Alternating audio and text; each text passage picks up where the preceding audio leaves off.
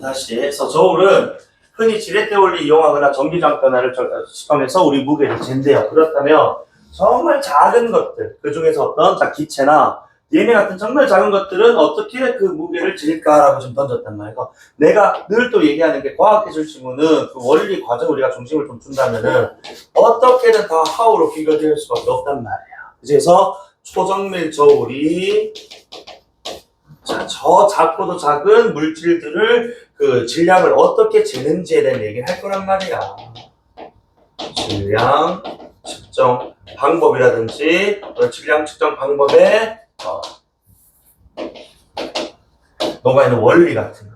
그치? 3페이지. 그래서 이에 근데 답하기 위해서는 자 뭐가 필요하다고? 일단 앞전 효과가 필요하다. 그러니까 어쨌든 요게 지금 이 지문의 핵심 내용일 건데 이걸 대답하기 위해서는 일단 그 전제가 앞전 효과라는 것을 알아야 됩니다. 앞전 효과. 자 그럼 이 문단 보자. 앞전 효과는 뭔데? 보니까 두 가지가 있대. 자 일단 기계에 자 재료에 기계적 변형이 생기면 전압이 생기는 걸 우리는 1차, 그치? 기계적 변형이 생기면 전압이 발생하는 걸 1차. 그리고 2차는 자 이번엔 전압을 걸었더니 기계적 변형이 생기는 그 반대 개념이네, 그치? 그 순서가 자, 전압을 걸었더니 기계적 변형이 생기는. 자, 요런 지금 이제 효과를 우리가 앞전 효과라고 하는데, 자, 이때 두 앞전 효과가 모두, 1, 2차가 모두 생기는 것을 우리는 앞전체라고 한대요. 1, 2차가 모두 변형에 따른 전압, 전압에 따른 변형. 자, 그리고 이때 앞전체로는 주로 수정. 이렇게 할 수 있다. 근데 조심해야 되는 게 봐봐. 주로 수정이 쓰인다니까 수정이 아닌 앞전체 재료도 있다 없다? 있다. 이게 전제되어 있는 겁니다. 그치? 자 그래서 어쨌든 1, 2문단을 통해서 자 일단 초정밀적으로 그 측정 방법이 우리 궁금했는데 이거 지금 알려주기 전에 빌드업하고 있는 상황이구나 라고 생각하고 좀 접근해야 된다. 자 어떻게 돼요? 여기까지? 자 다음 오른쪽 상단 3문단 봐. 자 앞전체로 사용하는 수정은요 특정 방향으로 절단 및 가공합니다. 그래서 납작한 원판 모양으로 만든대요. 자, 이렇게 막 자르고 가공해서 그치? 납작한 원판 모양으로 만든대.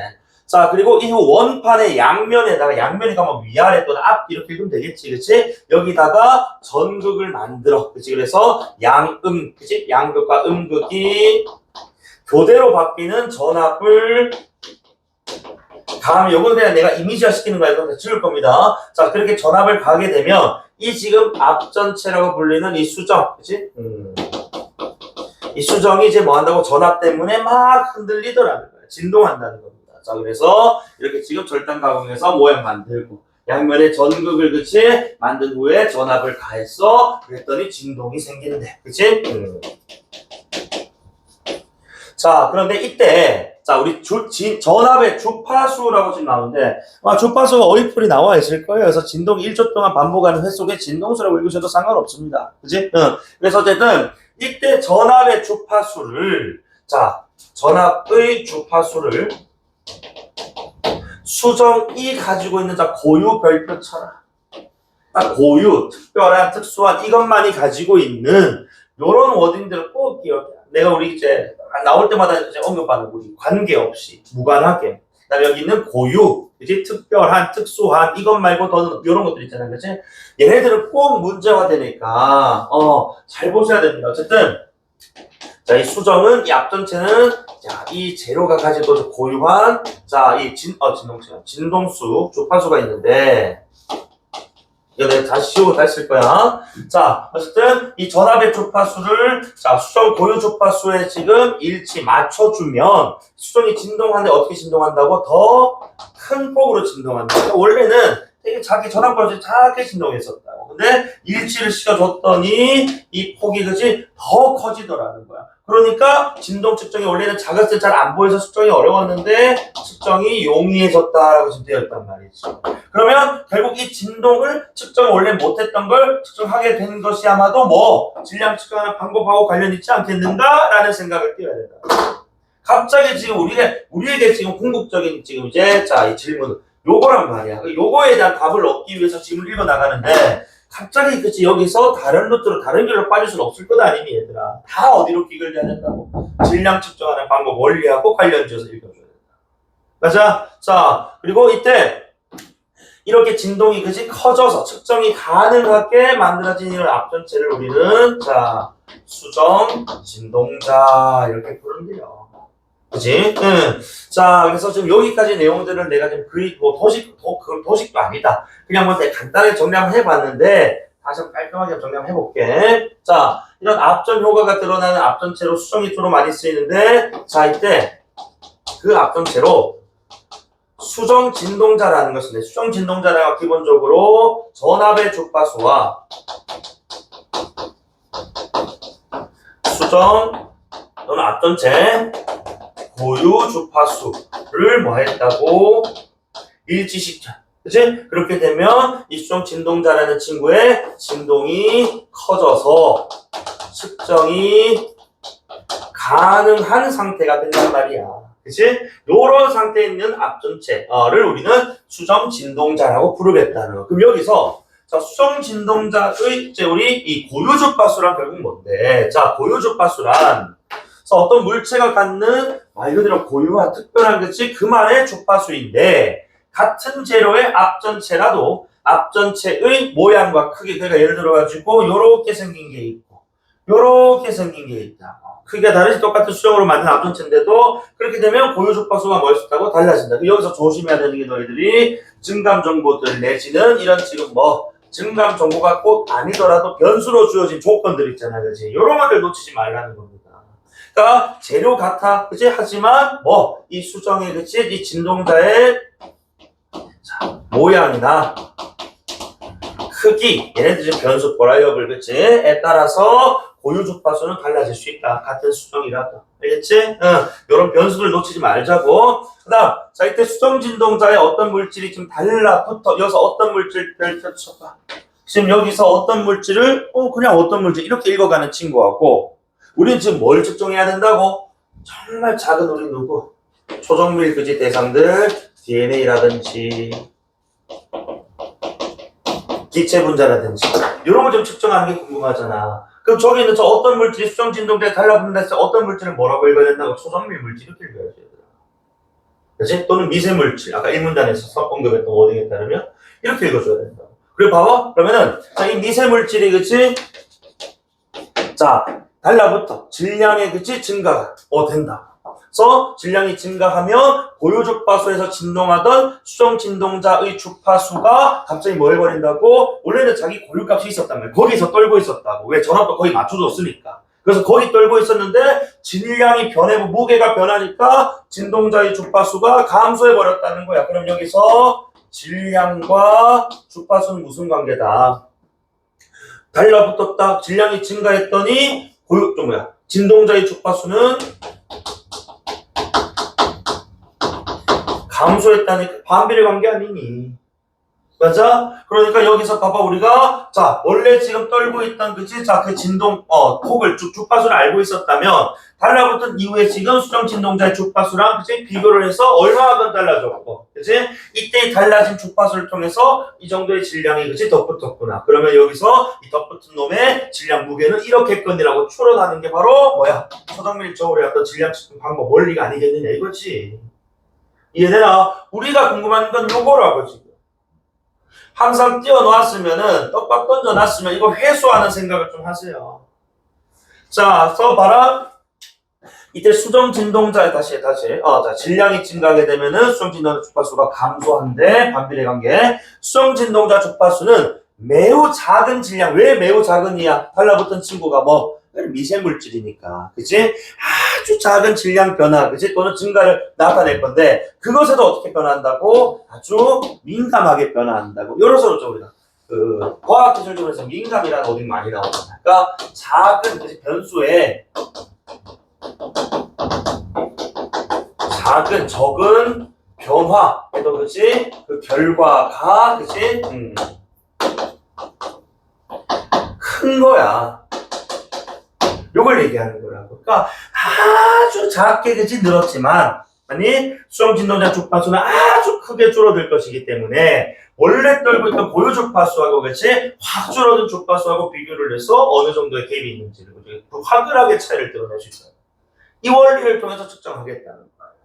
우린 요게 궁금하잖아.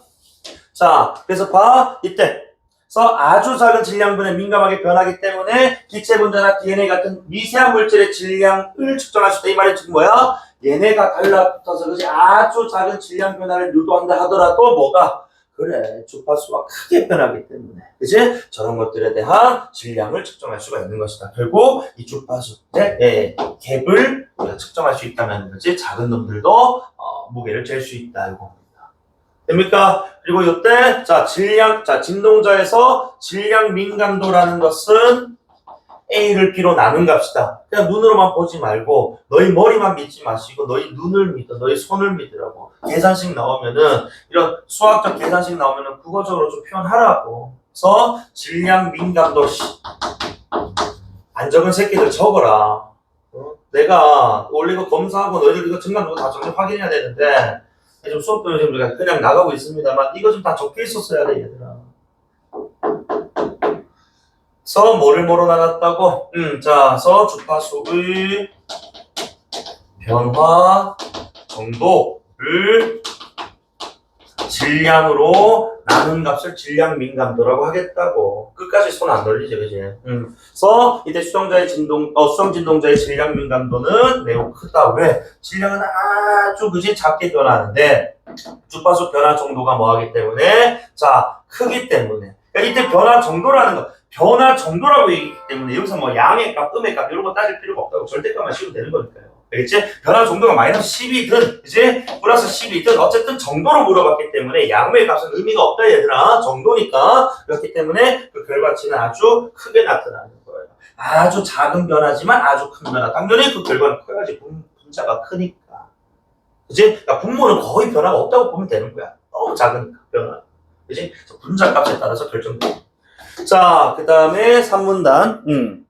4문단이구나. 자, 수정 진동자로까지 해서 우리, 그럼 나 이제, 이 초정밀 저울의 원리 알았어. 자, 알았는데, 4문단 첨언이 뭐라고 하고 있냐면, 수정 진동자로 질량 측정하는 원리를 응용하면, 즉, 이 원리를 또 바탕으로 모두할 수 있다고, 특정 기체의 농도까지도 감지할 수 있다. 여러분, 뭐, 농도라고 하지만은 사실 뭐야, 특정 기체라고 해서 기체 뭐, 분자 수를 우리가 또 알 수 있다. 이런 뜻이겠지. 그치? 자, 그래서, 자, 요 지문은 지금 화제가 두 개인 거야. 일단은 첫 번째 화제 떡밥 띄었던 how 그지에 대한 답을 해줬어요. A 그지?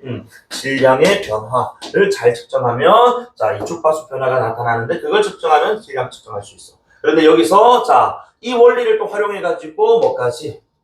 농도까지 측정할 수가 있대. 감지할 수 있대. 자, 이때 수정 진동자를 특정 기체가 붙도록 처리하게 되면 여기에 우리가 특정 기체 뭔지 모르겠지만 예를 들어서 뭐 A라고 하자. A만 달라붙게끔 그지 이렇게 자 처리하면 A만 달라붙어 질량 변화가 당연히 생기겠지. 달라붙으니까 질량 변화에서 말하는 뭐야? 증가니까. 이것도 우리가 이런 변수 증감 정보를 잘 읽는 친구들은 그냥 변화라고 읽으면 안 된다. 달라붙었기 때문에 변화라고 그러지 않고 질량이 증가했겠네. 이렇게 읽어야 되는 거야 얘들아. 아무리 작은 변화라도 증가한다 이렇게 읽는 친구랑 그냥 변화로 읽는 친구랑 좀 다르게 느낄 수밖에 없어. 좀 구체적으로 바꿔줘야 돼. 당연히 그러니까 그 결과는 자 감소하게 되고 아까 우리가 봤던 질량과 주파수의 관계 나왔어. 그런데 일정 시점이 되면 수정 진동자의 주파수가 또 감소하지 않고 일정한 값을 유지한다. 물론 다음 문장에 그 이유가 그치 자 나오기 때문에 바로 읽어도 되지만 이거 일정 값 유지가 되는 이유는 뭐겠어? 더 이상 같은 말로 일정 값이 유지가 된다라는 말은 질량 변화가 뭐야? 생기지 않는다 이렇게 돼야지. 바꿔 얘기하면 기체 분자가 달라붙지 않는다. 다시 돼야 된다. 이런 정도를 착착착 쫓아가야 되는 거야. 자, 이렇게 일정한 값을 유지하는 특정 기체가 일정량 이상 달라붙지 않기 때문이다. 이 말인즉슨 질량 변화가 없으니까 당연히 일정한 주파수 그치? 자, 값도 일정한 값으로 간다. 이런 원리인데 자, 어쨌든 특정 기체 일정량 이상 달라붙지 않아. 그래서 주파수가 그대로 유지가 된다. 자, 근데 문제가 혼합기체는 아까 왜 특정 기체만 달라붙는다고 했지만은 혼합기체는 말 그대로 A와 B 등등등 여러 기체들이 말 그대로 섞여 있는 기체일 거야. 근데 자 여기서 우리는 지금 특정 기체가 붙도록 처리가 됐기 때문에 자 A의 농도가 클 리을수록 더 작은 주파수에서 주파수가 일정하게 유지가 되는. 왜? 이 혼합기체라 하지만 우리는 지금 뭐 어떻게 처리했다고? A만 달라붙게끔 처리를 해놨단 말이에요. 그지? 그래서 A가 어느 정도 포화 상태에 이르게 되면, 그치? 자, 또는 그 농도가 커서 빨리 달라붙으면서, 그치? 자, 그 주파수, 내지는, 자, 더 이상 달라붙지 않게 되는 상황까지 가게 되면, 더 빨리, 그치? 이렇게 그 값으로 유지가 되겠다. 어쨌든 간에, 자, 그래서 말하는 농도가 클수록, 그치? 더 작은 당연히 그러면은 이것도 농도가 크다는 것은, 이제 높다는 것은 결국 이제 뭐야? 그 진동자에 붙을 수 있는 분자수가 지금 많다는 것이고, 빨리 되겠지. 그래서 이것도 수정, 진동자의 주파수와 반비례 관계라고 봐야 되겠지. 그치? 그래서 더 작은 농도로 가게 될 것이고, 이것이 계속해서 줄어들진 않는다, 무한대로. 언젠가는 자, 이 분자들이 다 달라붙고 나게 되면 농도 증가도 스톱, 이제 질량 증가 스톱, 주파수 감소 스톱 해서 유지가 된다라는 것까지. 여기까지 됩니까? 그래서 특정 기체가 얼마나 빨리 수정 진동자에 붙어서 주파수가 그 값, 그치? 즉 일정한 값이라는 것은 뭐야? 그 포화 상태, 다 달라붙는 상태가 되는 값을 척도로 우리는 자, 반응 시간이라고 부른대요. 자, 어쨌든 이 반응 시간이라는 것은 결국엔 뭐다? 그래, 질량이나, 그치? 어느 정도, 그치? 다진 때, 기준점에 이르렀을 때, 또는 농도란다. 분자수가 어느 정도 이르렀을 때를 얘기하는 걸 거야. 그래서 어쨌든 이 반응 시간이라는 것이 또 짧을수록 그래, 특정 기체의 농도, 즉 뭐야? 그래, 포화점이 빨리 이르기 때문에 농도 측정을 빨리 할 수 있다는 겁니다. 그래서 반응 시간하고, 자, 농도, 그치? 측정 시간은 그치? 짧을수록 시간이 좀 더 빠른 거니까 이거 반응. 내가 이거. 비례관계잖아, 그치?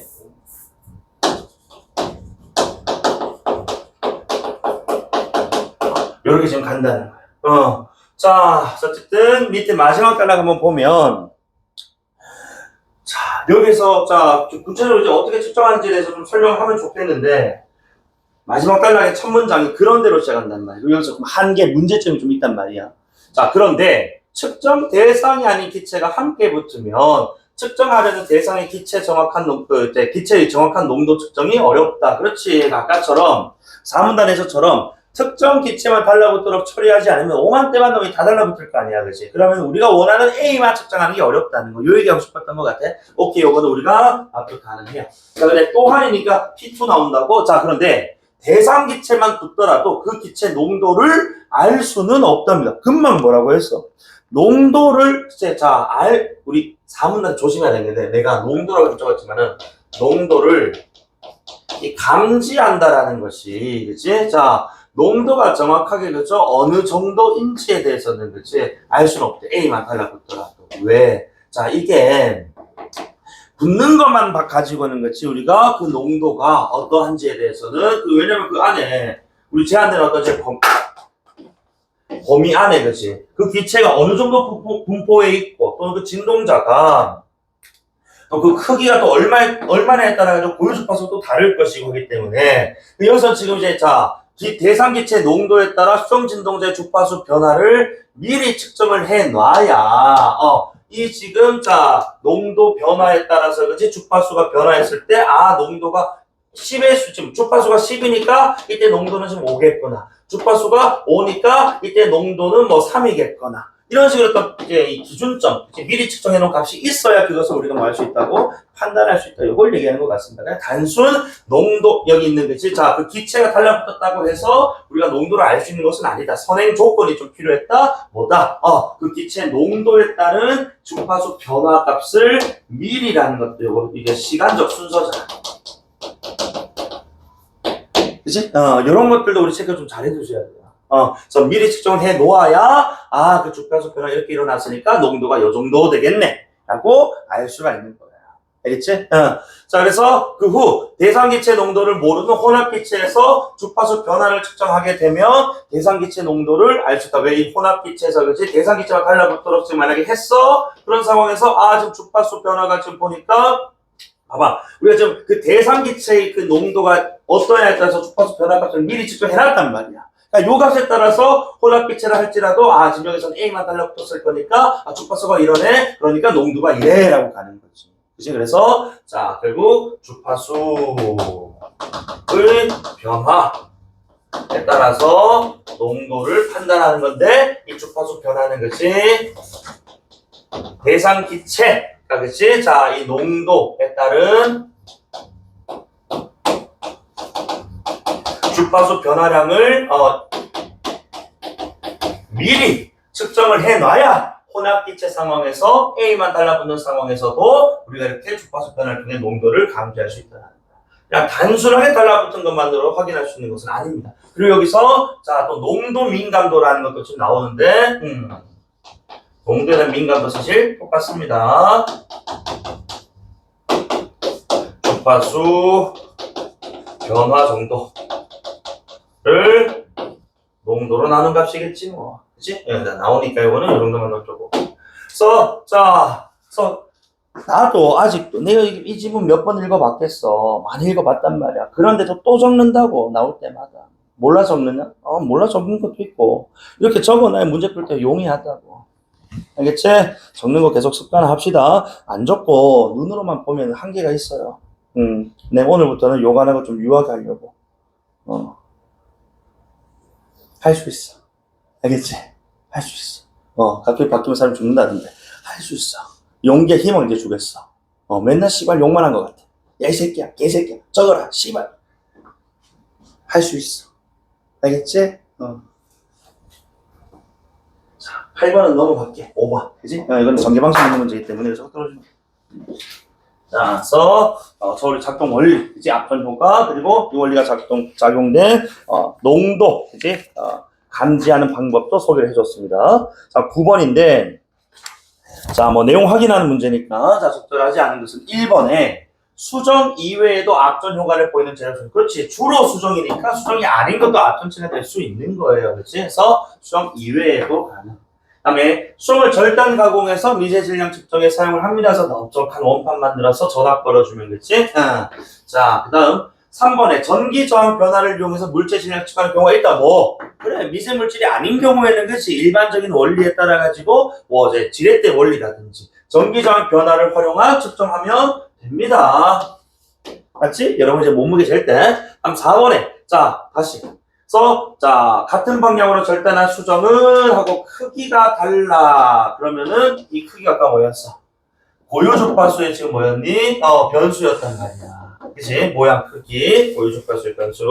그러니까 크기가 다르기 때문에 당연히 고유 주파수도 달라야 되는데 같다라고 해놨기 때문에 그치? 요거는 변수와 그치? 그 결과에 대한 진수를 왜곡되게 배치해 놓았다. 정답 4번이죠. 그러니까 9번 문제는 그렇게 어려운 문제는 아니었던 것 같아. 다만 항상 내가 변수 나오면 제발 좀 잘 봐달라고. 알겠지? 5번에 자 진동자의 주파수 변화 정도를 측정해 질량으로 나누면 질량 민감도 넘어갈게요. 다음 10번입니다.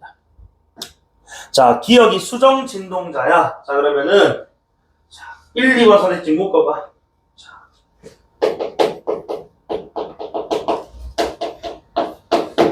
자, 기억에는 1차 합전 효과를 보이는 재료가 있다. 그렇지. 자, 이 수정 진동자 자체가 지금 앞전체라고 불리는 것이기 때문에 앞전체는 다시 뭐야? 1, 2차를 모두 띠는 물질이라고 했단 말이에요. 그러니까 당연히 1차 합전 효과가 나타날 것이고 1차 합전 효과가 나타난다는 것은 2번 봐봐. 전압의 앞전체 기계적 변형이 일어나. 이거 지금 다른 말로 2차잖아. 그렇지? 그러니까 1차도 2차도 일어난다. 라는 말은 맞는 말이에요. 그래서 1, 2번은 묶어서 가는 거지 뭐.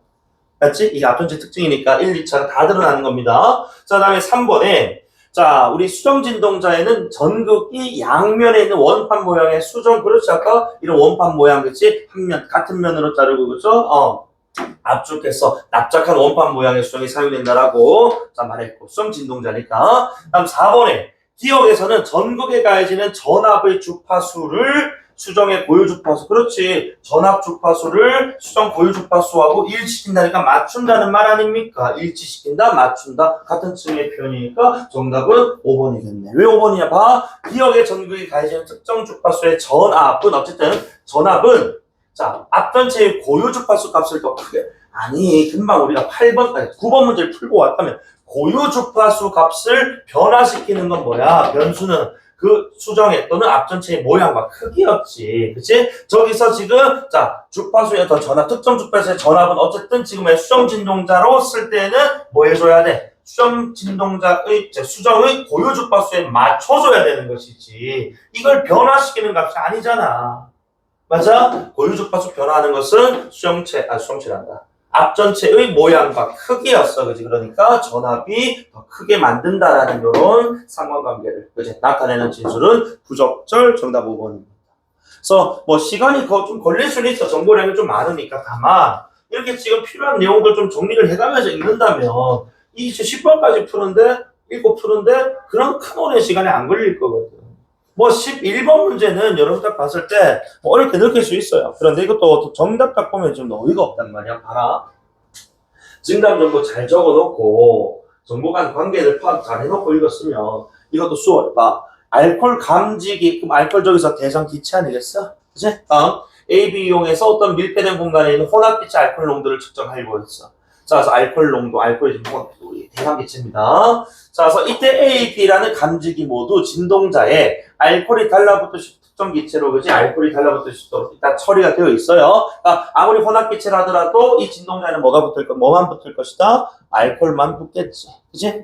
자, 그리고 A, B 모두 시간의 흐름에 따라 주파수가 감소하다가 대상 감소하고 일정하게 됐다. 왜 그렇다고? 그 이유는 그래. 지금 여기 보니까 질량 어느 정도 수준까지, 그지? 딱 올랐다가 대상 달라붙지 않으니까 흡착이 안 되니까 주파수도 이제 일정하게 유지가 되는 거예요. 자, 그럼 여기서 1번 선택지. 자, A의 진동자에는 앞전체의 고유 주파수를 알코올만 있는 기체에서 미리 측정. 그러니까 너희가 이 앞에 있는 전제는 날려버리고 미리에만 포커스를 딱 맞추고 그래 미리 측정해서 그가 비교한다 했었잖아. 근데 이때 주파수는 고유 주파수가 아니고 뭐라고? 그래, 이거는 지금 이제 질량 내지는 농도에 따라서 변화된 주파수 값이잖아. 고유 주파수가 아니라고요. 지금 대상 기체 농도에 따른 주파수 변화량이기 때문에 고유 주파수가 이 자리에 들어가면 안 되지. 맞아? 그래서 그냥 주파수 내지는 수정 진동자의 주파수 이렇게 읽어야 되는 것이지 고유 주파수를 만드는. 그러니까 농도의 변화가 있기 때문에 지금 뭐야? 주파수 변화 좀 생겼을 거란 말입니다. 그러니까 그것을 미리 측정해 놓는, 그러니까 이 고유가 아니고, 그치? 변화되는 그런 것들을 미리, 이제 농도가 1일 때, 그치? 자, 주파수 10이네, 농도가 1일 때 주파수 9네, 이런 식으로, 그치? 요걸 측정해 놔야 되는 것이지, 변화되는 값을, 고유의 주파수를 미리 측정하는 게 아니라는 거예요. 이해돼? 그러니까 1번 아주 좋은 선택지였던 것 같고, 다음에, 자, 2번에, 자, 이거 보면 어이없다. 봐라. B에 달라붙은 알코올의 양은 변하지 않고 다른 기체가 함께 달라붙은 후 진동자의 주파수가 일정하게 유지된다면, 자, 알코올의 양은 변하지 않았어. 그러면 변하지 않았다는 말은 우리는 이제 이런 과학 기술을 보기 위해서 이거 내가 왜 평가원 지문 이런 선택지를 분석해야 된다고 하는 상수 같은 것들 가지고 자꾸 장난친다고. 마치 이게 뭐 큰 변수인 것처럼 그지 던져놓고는 사실은 아무 관련 없는, 그지 아무 의미 없는 조건일 때가 많단 말이야. 지난 우리 비문학 시간에 이런 거 있었던 것 같은데, 그지 상수인 것, 변수인 것처럼 막 이렇게 호황되게 그지 보여줘 놓고는 아무런 사실 의미가 없었다. 자, 알코올량 변하지 않았으니까 넘어가자고.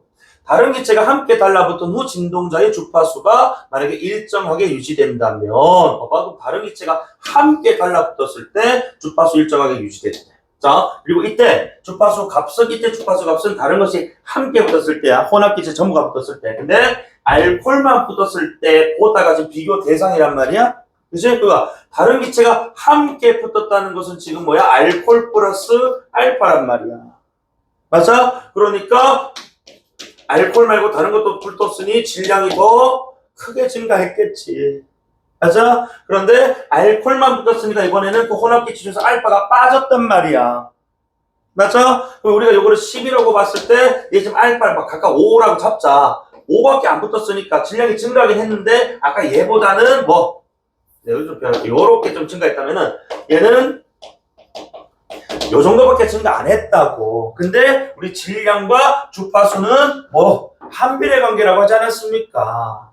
아니, 그러니까, 자, 앞에 알코올량 떠나서, 그지? 똑같은 지금 상수니까, 자, 이걸 가라고 하고, 나라고 했을 때, 즉, 자, 질량이 더 큰 가가, 나보다 질량이 더 적은, 자, 나보다 뭐 해야 된다고? 주파수가 더 작아야 된단 말이지. 왜? 질량과 주파수는 반비례 관계잖아. 얘가 주파수가 더 큰 폭으로 줄어들었을 거라고. 얘도 줄어들긴 했을 건데 우리가 이거 나로 봤을 때 가보다는 그치 나가 훨씬 더 작게 그치 주파수가 줄어들 수밖에 없다는 거야. 반비례 관계니까. 아니? 이거 얼마나 어이가 없냐. 이것만 적어놨으면 그지. 질량, 우리 알코올 양은 변하지 않으니까 이건 상수 그대로다. 그러니까 알코올 플러스 알파. 그냥 알코올 했을 때 당연히 질량은 전자가 더 크니까 전자인 경우가 주파수가 더 작아야 된다라는 말은 증강 정보로 줬던 부분입니다. 정답 2번입니다. 자, 3번 봐. 자, A와 B에서 알코올이 달라붙도록 진동자를 처리한 것은 알코올이 달라붙음에 따라 진동자가 최대한 큰 폭으로 최대한 큰 폭으로 진동할 수 있었던 원리는 전압 주파수를 수정의 고유 주파수와 일치시켰기 때문인 것이기 때문에 이거는 알코올이 달라붙어 흡착한 것과는 관련이 없습니다. 그 전에 지금 이렇게 큰 폭으로 진동할 수 있게끔 만들어 놓은 게 수정 진동자야. 아니? 자, 그 다음 4번에 A가 B에 비해 동일한 양의 알코올이 달라붙은 후에 생기는 주파수 변화 정도가 크다면, 자 봐봐, 주어 역시 A야. A가 주파수 변화 정도가 크대. 그렇다면 자 A가 B보다 알코올 농도에 대한 민감도가 더 작다라고. 자 봐봐, 동일한 양이니까 요거 지금 상수야 얘들아. 맞아? 상수니까 분모 자리에 그치 농도를 넣든 질량을 넣든 분모는 일종의 좀 큰 변화가 없는 거라고. 맞아? 그럼 뭐로 조져야 돼? 분자로 조져야지.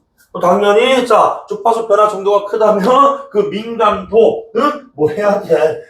분모는 익숙해지니까 당연히 그 민감도는 커야지 분자가 큰데 어떻게 작다고 해? 안 그래? 그래서 4번 답이 될 수 없고. 그 다음에 자 B가 A보다 알코올이 일정량까지 달라붙는 시간이 더 짧더라도 자 그럼 봐봐, 알코올이 일정량까지 달라붙는 시간을 우리는 뭐라고 부른다고?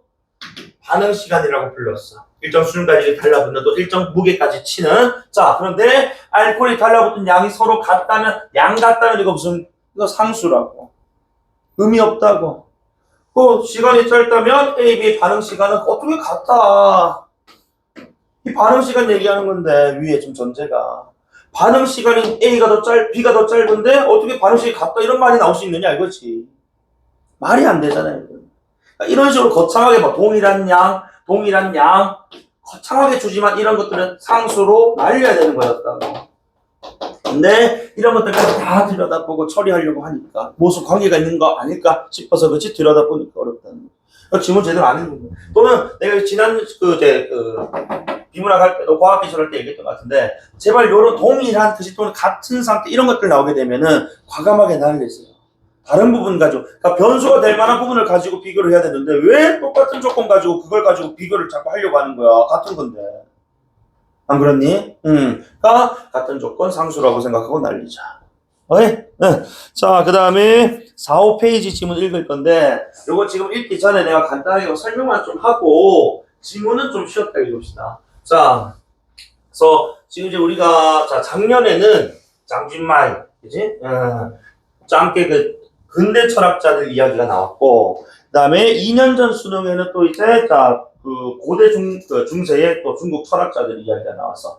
그러니까 수능에 2년 연속으로 동양 철학 지문이 주제 통합으로 세팅이 되었다고. 물론 6급 평가원에서는 특히 9월 평가원 이번에서는 사회 지문이 주통으로 나오긴 했는데 지금 주제 통합이 지문이 도입된 이래로 수능에서 인문 철학이 아닌 적은 없었어요. 계속 인문 철학 지문이 주통으로 나오고 있다고. 내가 왜 인문 철학 얘기를 좀 시작을 했느냐? 인문 철학 하면 쌤이 또 무슨 얘기 하겠어? 상대요. 그치? 그러니까 제발 층위를 좀 잘 나눠줘야 돼.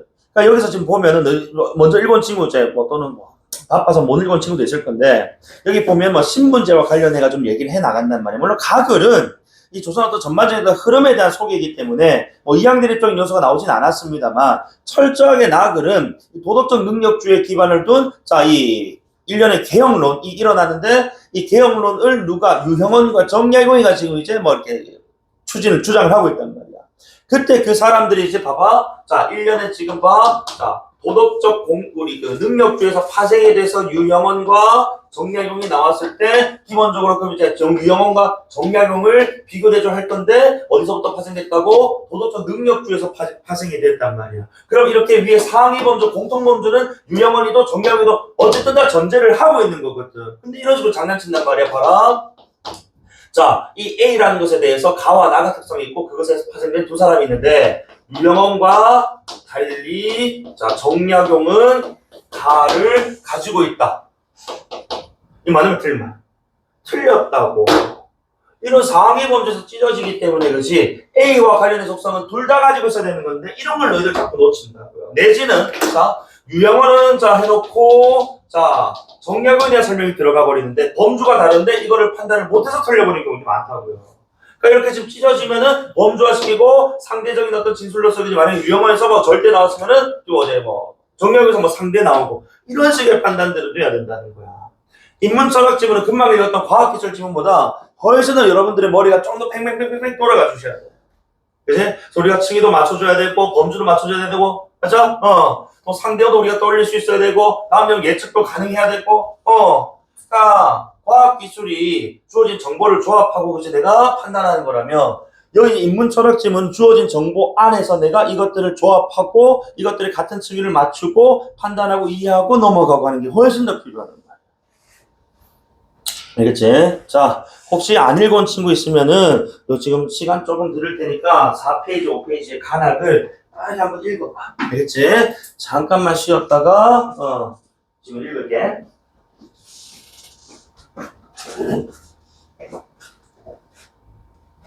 자, 주제 통합 좀 한번 읽어봅시다. 그래서 낙을 있는데, 일단 주제 통합 지문은 지문 읽기 전에 너희가 문제를 어떤 순서로 풀 것인가, 뭐 세팅 좀 하고 가면 좋아. 그래서 일단은 2번 문제 가 단독 문제고, 13번 나 단독 문제, 14번은 기억, 니은, 디귿인데, 기억이 지금 가에 들어가 있거든요. 그래서, 자, 가를 읽고 기억과 관련된 선택지 1, 2, 3, 4번은 읽을 수 있겠다. 15번에 나 단독 문제. 16번은 그러면 자, 여기서 잘 생각해봐. 자, 지금 13번, 15번이 나 단독 문제야, 얘들아. 맞지? 그래서 만약에 가를 읽고 12번, 14번 가운데 12번은 풀 수 있고 14번이 가로 풀리지 않는다면 만약에 그러면은 16번은 무조건 뭐로 풀려야 돼, 얘들아? 16번 무조건 가로 풀려야 돼. 왜냐면 지금 봐봐. 12번 가단독, 13, 15 나단독에서 14번이 지금 가로 안 풀리면은 가로 풀 수 있는 게 지금 뭐야? 외국인 문제 빼고 2개밖에 안 된다고 16번 포함해서. 맞지? 한 개밖에 못 푸는 경우는 없단 말이에요. 요런 것들도 좀 센스껏 이해를 좀 해주셔야 되겠고. 근데 16번 문제가 이거 좀 평가원 문제치고는 좀 내가 볼 때는 이제 문제 오류다. 자, 내가 16번 문제 얘기부터 먼저 시작하고. 자, 16번에 한번 봐. 인문철학 지문에서 쌤이 사실 이런 보기들 잘 안 읽고 푸는 편인데, 왜냐면 이게 다 뭐로 풀려야 돼, 사실은. 가와 나의 지문 속 내용으로 풀려야 돼. 근데 여러분 이거 지금 읽은 친구는 가나 지문으로 풀렸어, 안 풀렸어? 아마 안 풀렸을 거야. 이거 뭐로 풀리냐면요. 이거 좀 보기로 풀려요, 보기로. 이거는 문제 출제 잘못한 거야. 보기로 푸는 게 아니고 가나를 바탕으로 풀어야 되는 거거든. 그치? 보기 문제 본질이.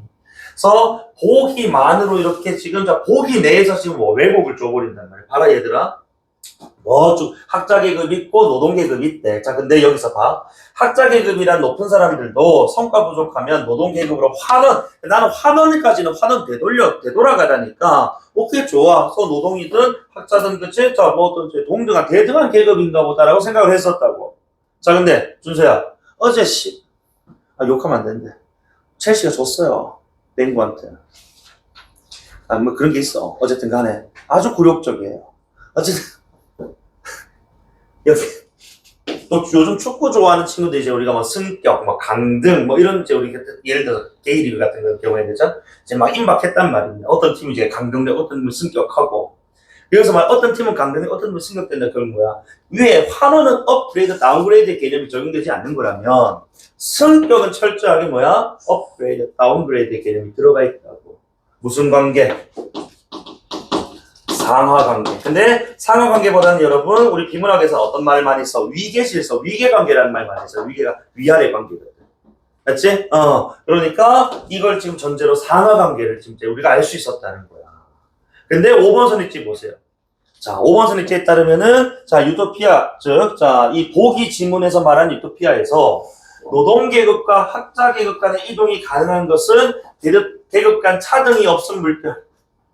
차등이 없다라는 것은 뭐가 없다? 위계질서가 없다. 이런 뜻이거든. 그렇지? 그런데 차등이 지금 뭐야? 위에서는 승격이라는 단어를 활용해서 우리가 고려했을 때 있다라는 말이란 말이야. 요건 그래서 가나로 풀지 못하고 보기 가지고 푸는 거라서 이거는 평가스럽지 않은 문제다. 잘못 냈다.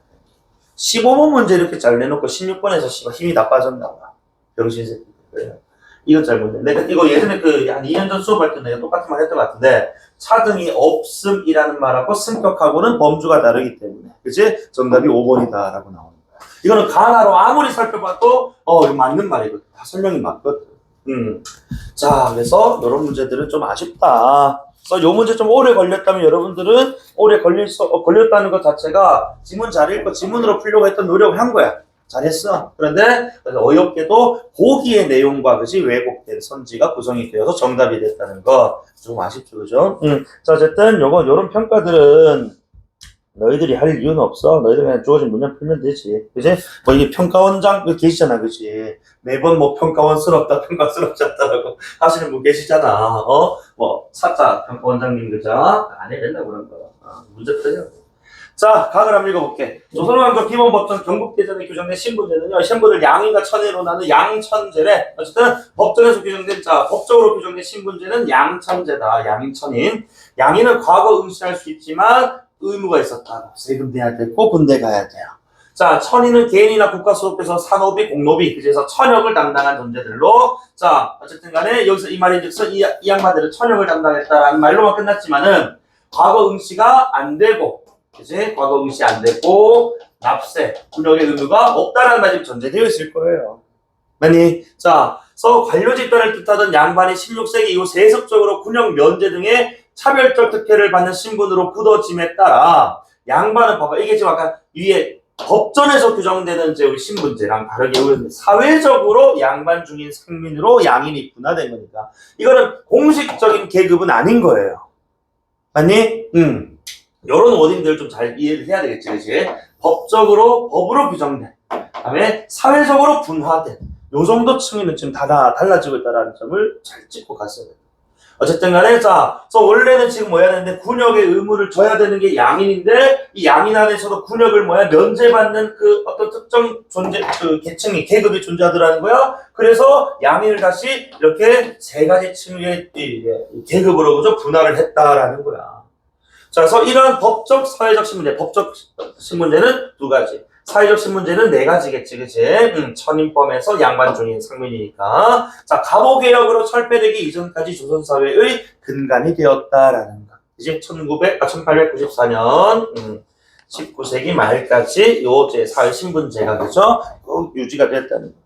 자, 이건 그래서 내가 정리할 것도 없기 때문에 그냥 체크만 하고 넘어갈게. 자, 조선 후기에 접어들어 농업 생산력의 증대와 상공업의 발달로 같은 신분 안에서도 분화가 확대가 되었고 아까 같은 신분 안에서 분화가 확대는 뭐야? 그래 양인이 그치 양반 중인 상민으로 나뉘었던 것처럼 그치 쭉 이제 파생됐던 거 얘기하는 거야. 자 이에 따라 신분제의 변화가 생겨나는데 천인의 대다수를 구성했던 노비는 속량과 도망 등의 방식으로 신분적 억압에서 점점 벗어났다. 자 여기서 속량 아는 친구 손 들어봐. 없어 나도 몰라.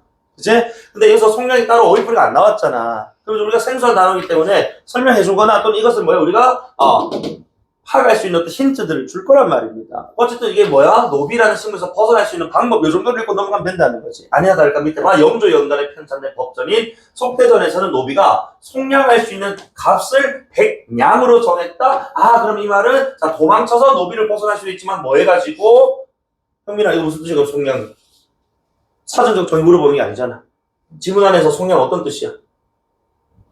그래 합법적으로 돈 주고 속대전에서 좀 정해놓은 거니까 제도가 된 거니까 합법적으로 돈 주고 노비에서 벗어날 수 있는 방법 이렇게 읽으면 되잖아 얘들아.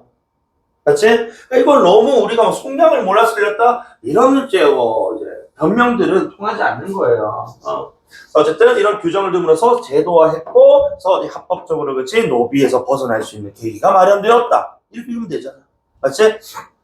이는 이를 제도한 이유는 그래서 국가의 재정 운영상 노비제 유지보다 그들을 양인 납세자로 전하는 것이 유리했기 때문이다라고. 그렇지. 아까 우리 천인, 그치? 우리 노비 같은 경우에는 아까 위에서 전제된 표는 내가 잘 알았어야 됐다고. 그러니까 천역을 담당했다로 끝났지만 이 말은 뭐야? 군역이나 납세 의무가 없고 시험 응시가 안 되는 이게 전제되어 있단 말이죠. 근데 그런 천인이 속량을 함으로써 양인이 됐기 때문에 뭐가 되는 거야? 납세 의무자가 되는 거야. 납세는 어디다 하니? 국가에다 갈 거니까.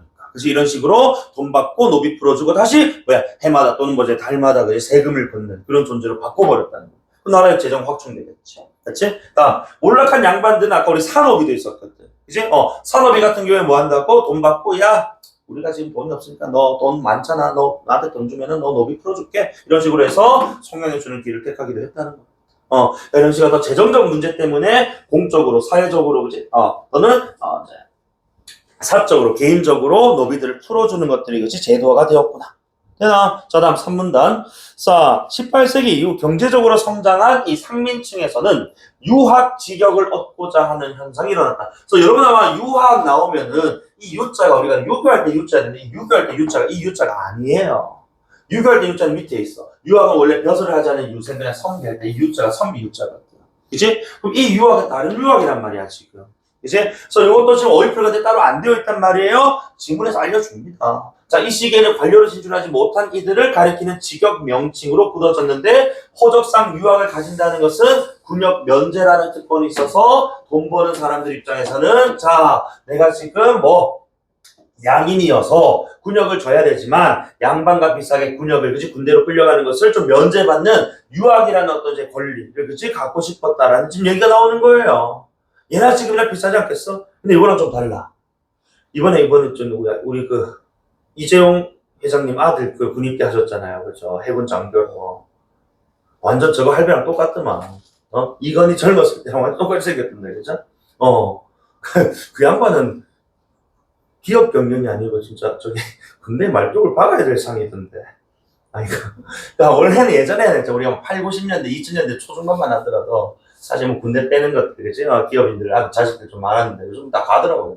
어쨌든, 솔직히 이제 장사치들, 그치? 입장에서는 장사를 해야 되는데 군대 끌려가면 그동안 돈을 못 버니까 그치? 최대한 군역을 면제받고 싶었고, 군역 면제라는 특권을 얻기 위해서 유학 직역이라는 것을 그치? 우리가 얻고자 했다.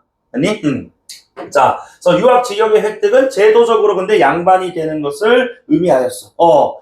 제도적으로는 그렇지만 그것이 곧 온전한 양반으로 인정받는 것을 의미하는 것은 아니었다. 그러니까 제도적으로는 양반인데 온전하지 못하다. 그러니까 뭔가 좀 제도가 아닌 것이 법이 아닌 사회적이나 또 인식적으로는 양반으로 지금 인정을 받지 못했다. 이렇게 읽어야 됩니다. 다음 문장 보니까 당시 양반 집단 일원으로 인정받기 위해서는 조건인데 유교적 의례의 준행, 그러니까 준행은 준수하고 이행하는 거겠지, 그렇지? 그러니까 해마다 조상의 제사를 몇 번을 지내고 이런 것들이 최소한도의 그 기준점들이 있었다는 거야. 또는 문중, 가문 족보의 편임, 그지? 그러니까 우리 그래서 옛날에 보면은 졸부들, 그지? 또는 돈 갑작스럽게 벌어가지고 그지? 족보 사가지고 도금해가지고 자기가 양반인 척했던 사람. 사실 지금 여기 있는 샘 포함해서 8명 가운데 누가 진짜 찐 양반의 피를 가졌을까?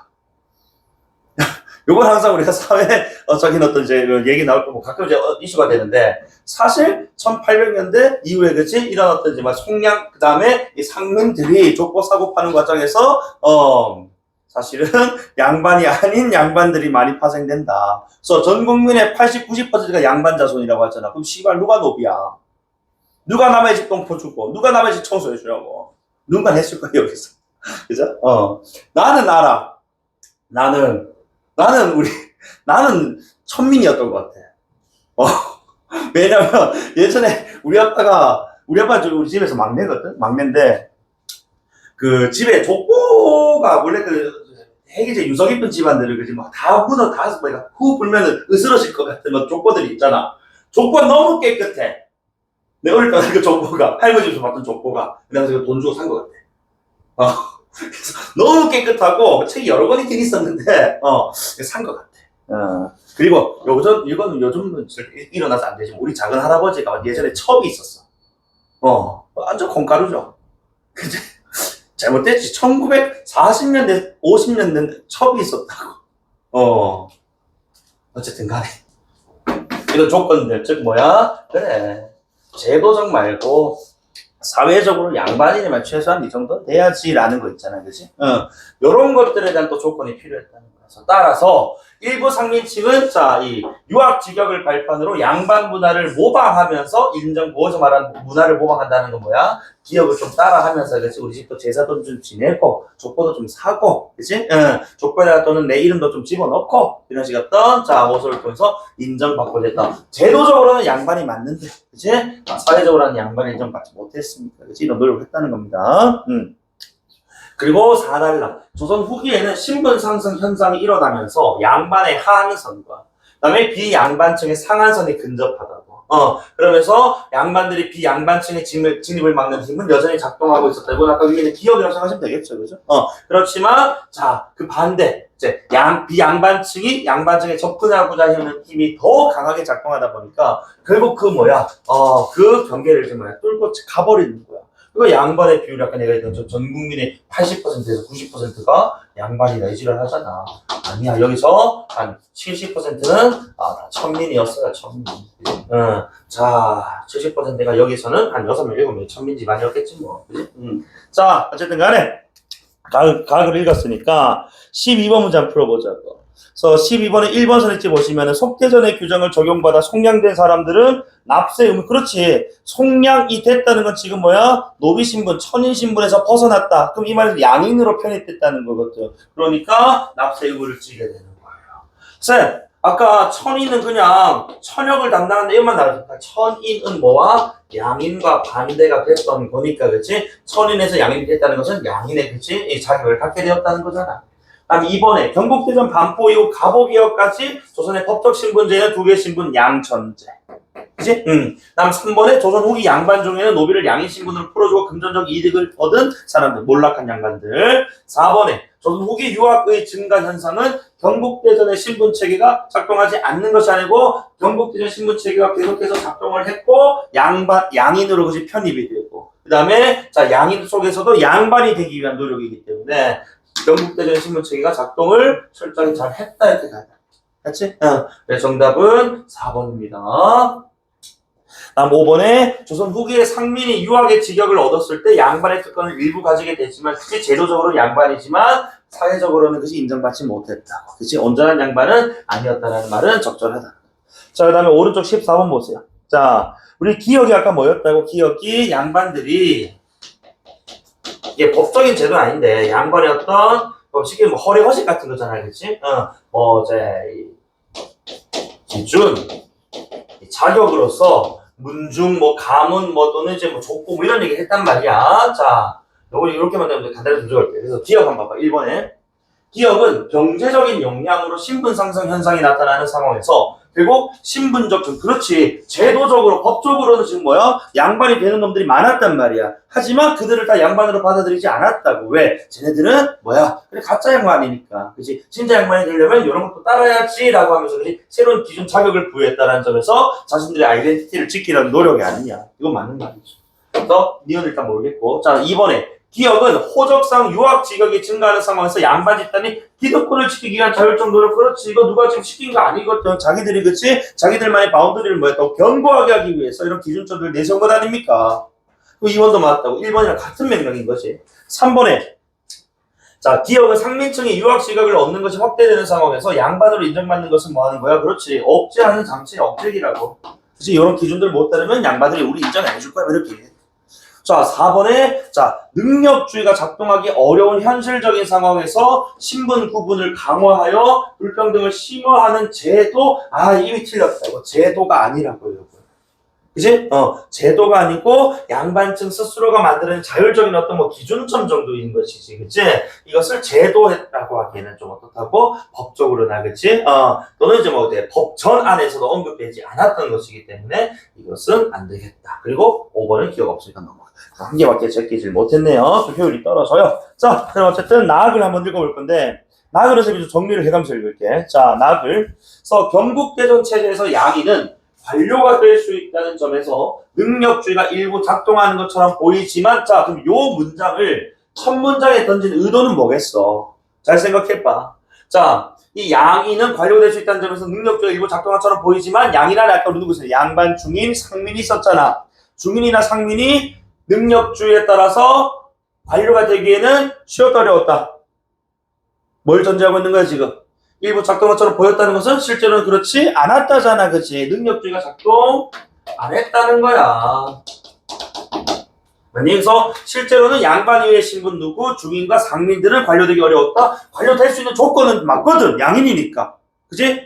시험 응시에서 관료될 수 있었잖아. 아까 1문단에 따르면 가해 1문단에 따르면. 그런데 안 된다는 것은 능력주의가 그치 발휘되기가 어려운 현실. 이러한 상황에서 17세기 유영어는 반개수록을 통해 19세기 정약용은 경세유표 등을 통해 각각 도덕적 능력주의에 기초한 일련의 개혁론을 제시했다. 어쨌든 그럼 봐봐. 자, 현실은 능력주의가 실현되기가 어려운 상황에서, 그치? 자, 이걸 좀 P라고 봤을 때, 자, 이때 도덕적 능력주의의 자 내용에 기반을 두고 그치 이 사회를 일련의 뭐 개혁하고자 했던 사람들 2명이 나오는데 그때 그 2명이 유병원이하고 정약용이를 해요. 물론 뭐 시기적으로 계분이 있습니다만 이 두 사람들이 공통적으로는 어디에서 이 사회를 도덕적 능력주의에 입각한 사회로 만들려고 했던 사람들이라는 점에서 공동파생으로 지금 찢어지는 거예요. 만약 자 그러면은 각각 어떤 개혁론들을 구체적으로 내세웠는지에 대한 내용은 이 문단부터 가보자고. 자, 그래서 이 문단 유영원의 기본적 생각은 국가 공동체를 성리학적 가치와 규범에 따라 운영하고 구성원도 도덕적으로 만드는 도덕국가의 건설이었다. 그래서 도덕적 능력주의에 따라 사회를 만들려고 했으니까 도덕국가의 형성을 그 목적으로 했다. 자, 근데 신분 세습을 비판했다. 이거 좀 조심해야 돼.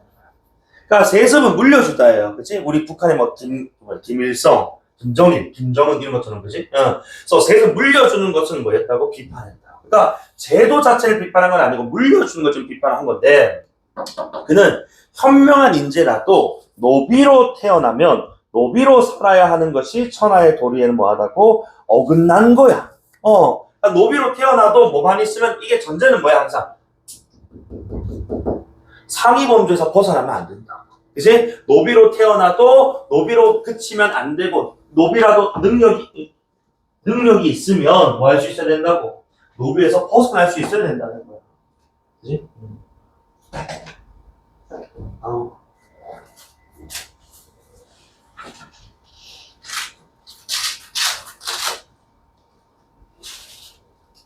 자, 그렇기 때문에 노비제 폐지를 주장을 했다.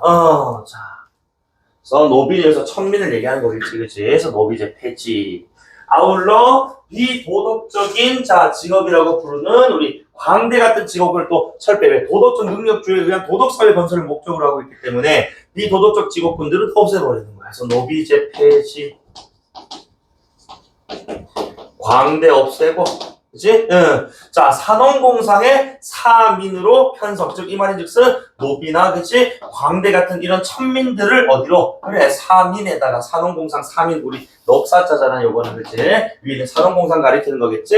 자, 사민으로 편성하고자 했다라는 거야. 산업공상의 체제로 다 넣기로. 그치?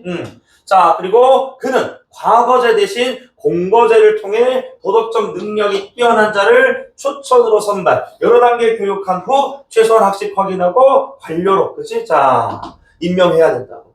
그래서, 자, 과거제는 우리가 과거 시험이라는 워딩 들어보신 적 있으니까 시험을 통해서 인재를 이렇게 뽑아내는 과정이라면은 공거제 뭔지 모르겠는데 그 과정을 설명해 주고 있다고. 도덕적인 능력이 뛰어난 자를 뭐 한다고? 추천해. 그리고, 자, 이 추천한 자를 이제 선별해. 그래서 이 사람들 뭐 한다고? 여러 단계 교육시켜. 그리고 이 사람들 교육 잘 받았는지, 학식을 확인합니다. 근데 이 확인을 어떻게 하는지 모르겠어. 뭐 시험을 친다는 뭐 얘기를 할 건데, 이런 얘기는 없네, 지금. 어쨌든, 그러고 나서 관료로 임명하는. 그럼 어쨌든 자 신분을 만약에 뭐 내가 갑자기 뭐 집치를 만들어 팔던 사람이라도 그렇지 뭐 외국어를 잘한다 의술이 뛰어나다면 도덕적으로 그렇지 또는 뛰어나다고 판단이 되면 추천해서 선별이 돼 그리고 교육을 거쳐 내가 어느 정도 학식이 있다 확인되면 뭐가 되는 거야 의사 되는 거야 그렇지 또는 뭐 이제 외국 안 되는 거라고 그렇지 누구나 될 수 있다. 그래서 결국 자 도덕을 기준으로 관료 선발하고 지방에 또한 이런 지금 인재들을 그지 적절히 분배하면 지방도 도덕적인 그지 사회가 된다. 도덕 사회가 집체세기. 자 그다음 정약용은요. 신문제가 동요하는 이 조선 후기 사회에 3인이 뒤섞여 사는 즉 3인 아까 누구야 산업공상. 자 근데 이 뒤섞여 사는 것이 교화에 도움이 되지 않는다고 보고 어떻게 자 산업공상별로 구별해서 살자라는 행정구역 개편안을 내놔. 자 그래서 이에 맞춰 사집단을 재편하고자 했다. 이 사는 무슨 사자야? 선비사자잖아. 그래서 우리 4대부 할 때 그래서 행정구역 개편을 통한 사집단의 어떤 재편. 이 말인즉슨 자 산업공상 얘도 똑같이 전제로 가는데 이 산업공상에서 사회에 해당하지 않는 농공상도 어디로 들어갈 수 있다고 재편이니까 이 사로 들어갈 수 있는 어떤 기회를 주겠다는 거거든. 그지? 자 이때 역시 얘도 지금 도덕적 능력의 여부에 따라 추천으로 예비군 추천 둘 다 어쨌든 도덕적 능력만 있다면 그치? 자 추천을 통해서 자 선별을 해 그치? 자 선사라고 하나 봅니다. 선사를 선별해. 그치? 그 다음에, 자, 교육을 또 시켜. 그 다음에, 여기서는, 아까 학식 확인이었는데, 유영원의 공거제는 여기서는 시험이라고 대놓고 얘기를 하고 있네. 자, 시험을 거쳐 관료를 선발하라. 그치? 아마도 맥락상, 아까 관료 앞에 있던 유영원의 이 학식 확인이라는 것도, 시험이 아닐까. 그치? 자, 어쨌든, 이렇게, 자, 선사를, 그래서, 자, 사거주지에서 더 많은 선사, 그러니까 왜 행정구역 개편해서 사는 사끼리, 그치? 농은 농끼리 살겠거리 개편했단 말이에요. 그러니까 이 과정에서 사집단에서, 그치? 사거주지에서 더 많은 선사, 예비관료, 인턴 정도 개념이겠지? 인턴을 선발하도록 했지만, 그렇다고 해서, 자, 농공상을 또 외면한 건 아니라, 얘네들이, 그치? 능력만, 도덕적 능력만 있으면, 그치? 그리고 시험 쳐서 통과만 되면 관료로 갈 수 있게끔, 사집단으로 편입될 수 있게끔 이렇게 열어놨다는 거예요. 자, 그래서, 즉, 자, 농민과 상공인에도 선사 선발 인원을 배정하는 등, 자, 노비 이외에서 사집단으로, 자, 진출할 수 있도록 했다. 즉, 뭐야? 노비만 아니면은 다 진출이 가능한 거야. 노비는 여전히 안 돼. 맞지? 그러면서, 자, 노비제에 대해서는 사를 뒷받침하기 위해서, 그래, 누가 지금 마당 쓸고, 누가 지금 뒷간에 똥 다 풀래? 그건 노비가 해야지. 노비제 유지를 주장한 점에서는 앞에 있는 유영원하고는 조금 다른 그치? 아까 폐지를 주장했던 유영원하고 좀 달라요. 자, 그 다음에 마지막 도덕적 능력주의와 관련해서 두 사람은 모두 사회 지배층으로서의 이 사에 주목을 했답니다. 자, 어쨌든 이 사라는 지배층에 좀 주목을 했어. 자, 유영원은 다스리는 자인 사와 다스림을 받는 민의 구분을 분명하게 하는 것이 천하의 이치라고 보고 도덕적 능력이 뛰어난 사람들로 지배층인 사를 구성하고자 했다. 그러니까 어쨌든 도덕적 능력이 뛰어나면 그치 사로 다 편입할 수가 있는 거야. 도덕적 능력 뛰어나면 사로 편입될 수가 있는 거야. 라고 보았다. 두 사람 모두가. 왜 지배층으로서의 그치 사라는 의미를 그치 강조했기 때문에 정약용 또한 자 양반 세습을 비판하긴 했어. 그런데 도덕적 능력에 따라 이 사회 지배층을 이 사회 지배층 같은 말 결국 뭐야? 앞에 뒤에 재편이라는 수로가 있기 때문에 재편이 있기 때문에 사라고 읽어야지. 맞지? 그래서 이 사를 똑같이 사회 지배층으로 지금 보는 거야. 야, 이거는 전제가 좀 있었으니까. 그지? 자, 그리고 또한 두 사람은 사회 전체 도덕 실천을 이끌기 위해서 타 집단에다가 뭐 했다고? 이런 권력들을, 그치? 집중시켰다. 이거 두 사람은이니까 공통점 계속 얘기를 하네요. 그치? 사집단에다가, 자, 지배의 어떤 권력을 주고, 경제적, 그치? 정치적인 권력도 주고, 그 다음에 지배층, 피지배층 간의 차등을 엄격하게 유지. 그러니까 이 사람들이 노비제 폐지하고, 그치? 농공상이 사가 될 수 있다. 노비제는 유지하되 어쨌든 노비가 아닌 농공상이 사가 될 수 있다라고 얘기는 하긴 했습니다만 여전히 지금 뭐다? 그래 신분 지배와 피지배 또는 사와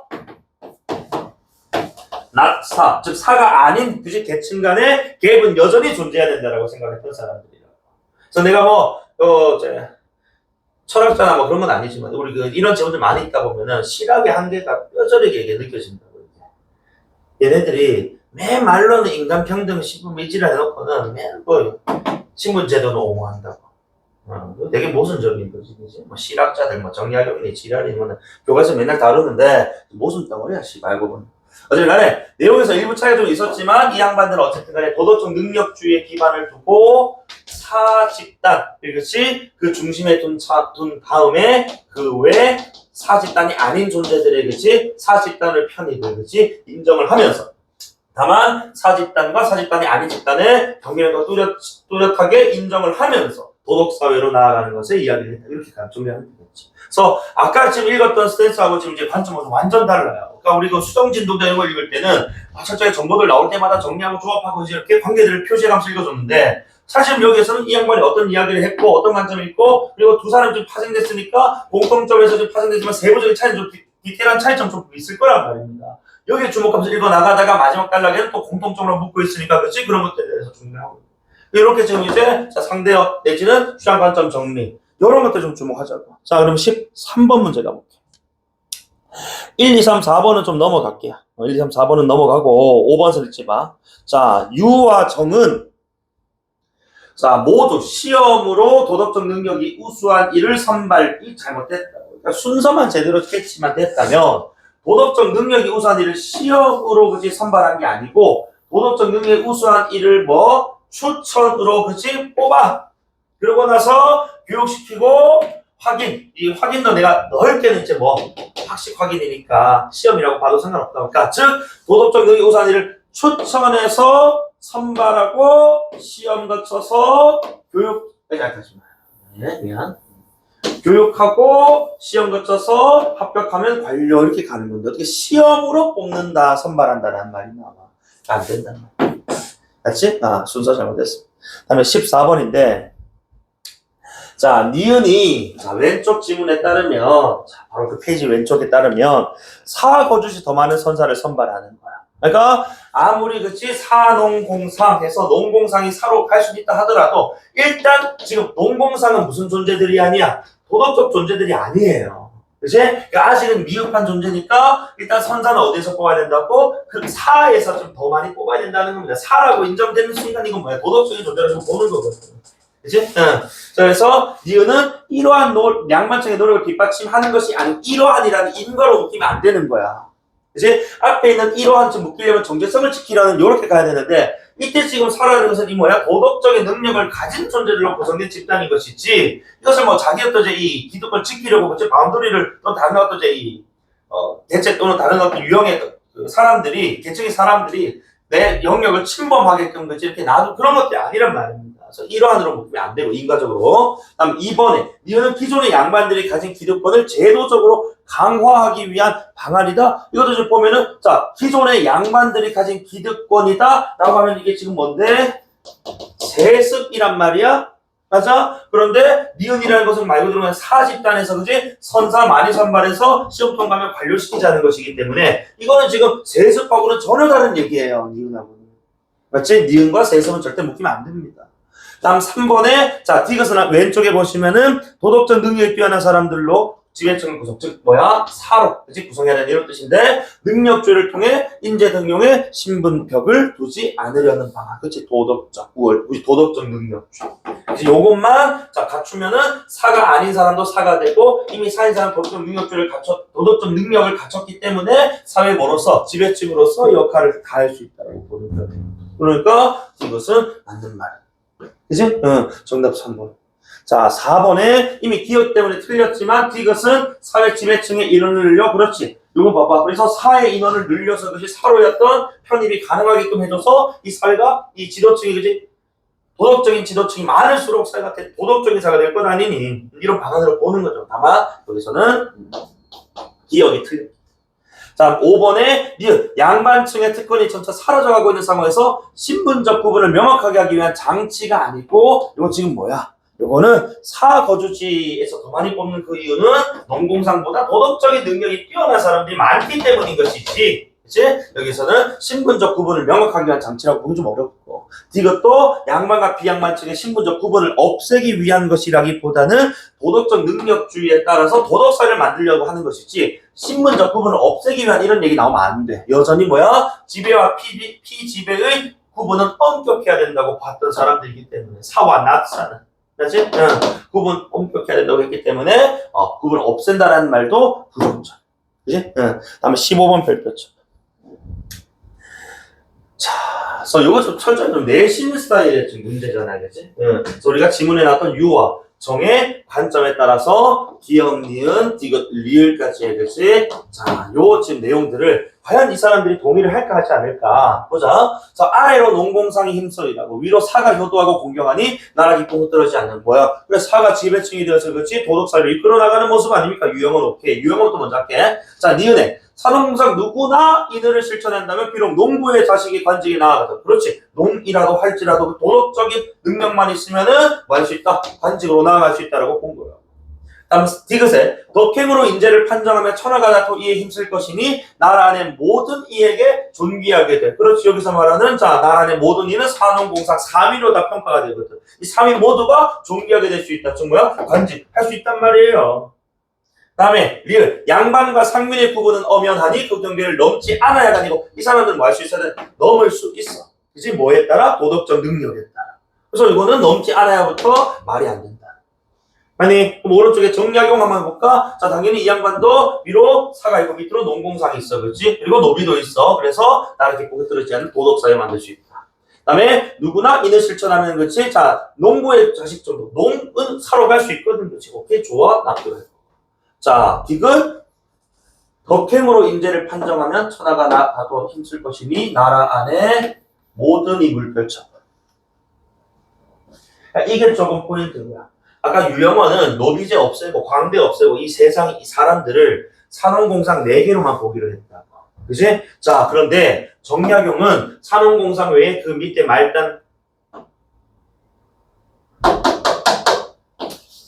노비제가 있어야 된다고. 즉 노비가 존재한다고 했어. 맞아? 그리고 노비를 제외한 농공상이 사러 갈 수 있다고 했다.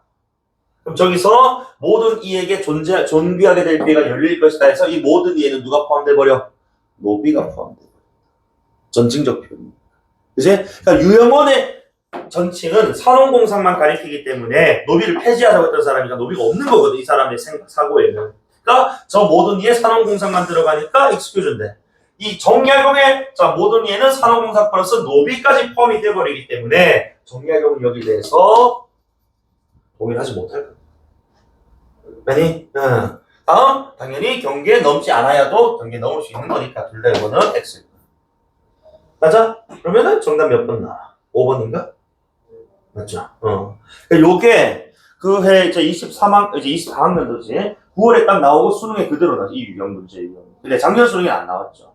그래서 일단은 가급적이면 신유형이 나오진 않을 겁니다. 올해랑 이제 내년이 마지막이기 때문에. 다만 기존의 어떤 패턴 유형들은 또 뭐해서 가져와서 또 쓸 수가 있거든요. 작년 수능이 안 나왔습니다만 올해 수능에 다시 한번 등장할 수도 있는 거예요. 그러니까 이런 유형들은 철저하게 뭐 해야 되는 거? 그래 이렇게 인문 철학 지문 관점에서 이 두 학자의 견해를 정확하게 우리가 인지를 했을 때 그치? 이들의 관점에서 맞아 아니야 라고 판단할 수 있는 그런 정리가 돼요. 그치? 그래서 과학기술을 읽는 관점, 인문철학지문을 읽는 관점, 사회경제 법지문을 읽는 관점, 독서를 읽는 관점 다 달라요. 조금씩 디테일하게. 물론 뭐 이제 읽는 이제 이 전체 그 공통 이제 이 전제는 같겠지. 이해하고 그렇죠. 이렇게 푸는 거. 하지만 저 영역별로 지문별로 스타일을 좀 이제 우리가 관점을 좀 달리해야 되는 점 분명합니다. 이런 것도 좀 익숙해져야 된다. 이제 우리 50 오늘 3일 남았고 다음 주 오시면 이제 40 뭐 한 8일 그지? 48일 아니야? 40 며칠이야? 7일 6일 이렇게 남겠네. 그죠?